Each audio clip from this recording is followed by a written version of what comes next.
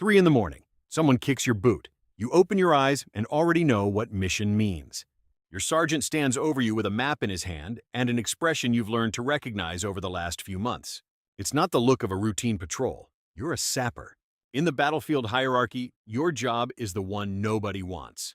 You go ahead of everyone, crawling across the ground, feeling with your hands for what might destroy the entire infantry moving behind you. Every meter the army advances is ground you walked first, in silence, in the dark, with your face inches from the earth. The briefing lasts 10 minutes. A 2-kilometer road must be checked before the battalion advances at dawn.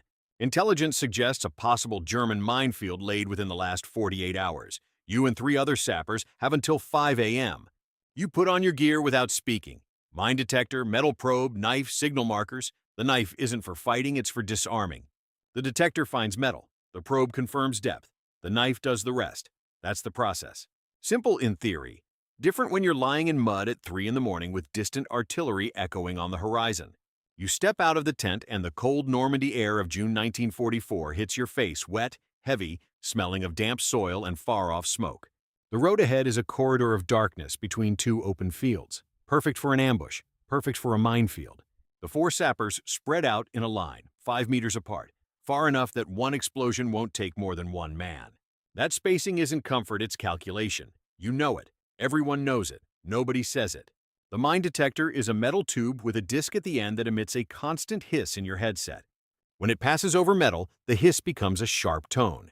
You sweep the ground in slow arcs, centimeter by centimeter, advancing no more than a meter per minute. 2 kilometers like this take hours. The Germans used 3 main types of mines at this stage of the war. The shoe mine had a wooden casing, almost invisible to metal detectors, designed specifically to fool sappers. The teller mine was anti-tank large, requiring heavy weight to trigger. You could step on it and survive, but it wasn't something anyone tested on purpose. The S-mine was the most feared, buried with a trigger that shot upward before detonating. Soldiers called it the bouncing Betty, designed to explode at waist height. It didn't kill instantly it wounded. 15 minutes after beginning, the detector beeps. You stop, completely still. The man to your left stops too, no words, no signals, just that silence everyone has learned to understand. You lower the detector carefully and take out the probe, a thin metal rod with a blunt tip that you push into the soil at a 45-degree angle. Never straight, never directly toward the object.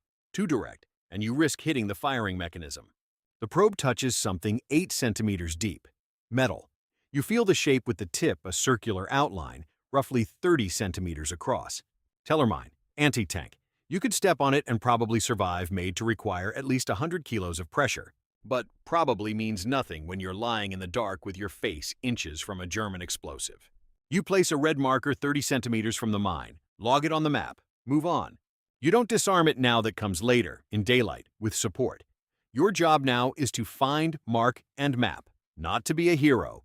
An hour later, you've found 6 mines. 4 teller mines, 2 shoe mines. The shoe mines are the ones that make you sweat. Wood and springs, almost no metal, the detector barely reacts.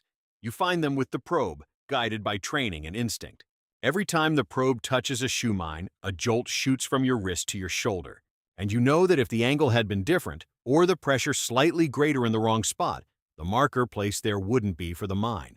It would be for you. British Army sapper training lasted 6 weeks. You learned mine types, German installation patterns, sweeping techniques. But there was one thing training couldn't teach: what to do with your mind when it realizes that every step could be the last.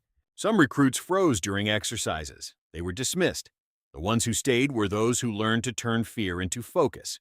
Not to eliminate fear, use it. Fear keeps you slow. Slow keeps you alive. The man to your right raises a closed fist. Full stop. You halt and look toward him. He's pointing at the ground, a thin wire, nearly invisible, stretched 10 centimeters above the surface between 2 small wooden stakes along the roadside. A tripwire, likely connected to a grenade or an S-mine buried a few meters away. You crawl toward him slowly, from the side, never crossing the wire's path. Together you inspect it with flashlights covered in dark cloth, just enough light to see, not enough to be seen. The wire runs from the left edge of the road to a small bush on the right. In the bush, tied to the lowest branch, is a German steel hand granite with its detonation mechanism attached to the wire. Anyone walking through in the dark without noticing would have triggered it. You cut the wire on the grenade side first, never on the tension side, never in one quick motion. You cut slowly, holding both ends to avoid any sudden movement. Then you disconnect the grenade's mechanism by hand. The process takes 8 minutes. Feels like an hour. 4:40 in the morning. The sky in the east begins shifting from black to deep blue. You have 20 minutes until sunrise and 200 meters still left to clear. The pace increases slightly, not enough to compromise precision, but enough for your body to feel it. Your knees are raw from mud and asphalt, your elbows too. The detector feels heavier than it did 3 hours ago because your arms are at their limit. Allied sappers in Normandy had an active combat life expectancy no one liked to say out loud. Not because they frequently died on night missions like this. The training was solid, and most sweep missions ended without casualties. The real danger came during the daytime advance, when the pace was faster, the pressure higher, and sometimes there simply wasn't time to do the job properly. On D-Day, June 6, 1944, Allied sappers were the first to touch the beaches of Normandy, arriving minutes before the infantry, under heavy fire, trying to open corridors through the German coastal minefields while the landing craft were still coming in. Many never finished the job. Those who survived opened the paths through which the others advanced. 5:05 in the morning, 2 kilometers cleared, 11 mines marked, 1 tripwire disarmed, 3 areas flagged for daylight verification. You and the other 3 sappers return along the same route you came by, walking along the edges rather than the center through the sections you yourself checked hours earlier. The battalion begins to move at 5:30. Hundreds of men, vehicles, and heavy equipment crossing the same road you crawled down in the dark.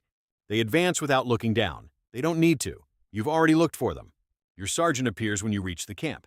He examines the map with its markings, counts the signal flags, takes notes. He says nothing except good work.